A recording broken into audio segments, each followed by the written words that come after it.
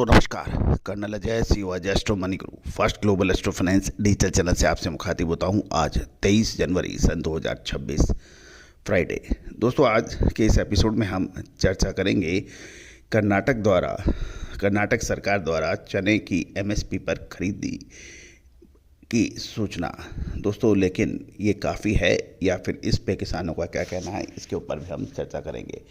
पूरा शो ध्यान से देखें, समझें और पसंद आए तो लाइक कीजिएगा, शेयर कीजिएगा और चैनल को सब्सक्राइब कीजिएगा। जानिए रिपोर्ट विस्तार से। दोस्तों गवर्नमेंट ऑफ इंडिया ने कर्नाटक में रबी सीजन के लिए 1.13 लाख टन चने की खरीदारी को न्यूनतम समर्थन मूल्य यानी पर खरीदने की मंजूरी दी है। इस ऑपरेशन पर अनुमानित 595.37 करोड़ का खर्च आएगा। केंद्रीय कृषि और किसान कल्याण मंत्री श्री शिवराज सिंह चौहान ने बताया, चने की खरीदारी 5875 रुपये प्रति क्विंटल एमएसपी पर की जाएगी, जो कि रबी 2026-27 मार्केटिंग सीजन के लिए ऑलरेडी सरकार ने घोषित की हुई है। राज्य सरकार ने यानी कर्नाटक सरकार ने स्वीकृति पूरी मात्रा के समय पे और प्रभावी खरीद सुनिश्चित करने के लिए कहा है, ताकि किसानों को उनकी मेहनत का वास्तविक मूल्य मिल पाए।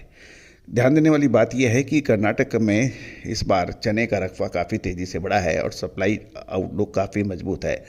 मौजूदा रबी सीजन में चने का कुल रकबा 5% बढ़कर 95.87 लाख हेक्टर 16 जनवरी की सूचना तक पहुंचा है, जो पिछले साल इसी समय 91.22 लाख हेक्टर था, यानी लगभग 5% की बढ़त। रकबे में बढ़ोतरी का नेतृत्व राजस्थान, मध्य प्रदेश और कर्नाटक ने किया है और खासकर कर्नाटक में चने का रकबा 6.79 लाख हेक्टर से बढ़कर 9.50 लाख हेक्टर हो गया है, जो करीब 39% की तेज बढ़त है। ये संभावित उत्पादन में उल्लेखनीय इजाफे की ओर इशारा कर रही है। इसके विपरीत महाराष्ट्र में चने का रकबा घटकर 25.36 लाख हेक्टर पर रह गया है, जो पिछले साल 28.73 लाख हेक्टर था। यानी कर्नाटक में तो रकबा बढ़ा है, लेकिन महाराष्ट्र में घटा है। आवक अभी शुरुआती चरण में है और कर्नाटक में नई फसल की आवक अभी शुरू नहीं हुई है और अभी रफ्तार पकड़ना बाकी है। एमएसपी जो अप्रूव्ड एमएसपी है, खरीद मात्रा पिछले सीजन में लगभग 8 लाख टन उत्पादन का में करीब 8% ही कवर कर रही है।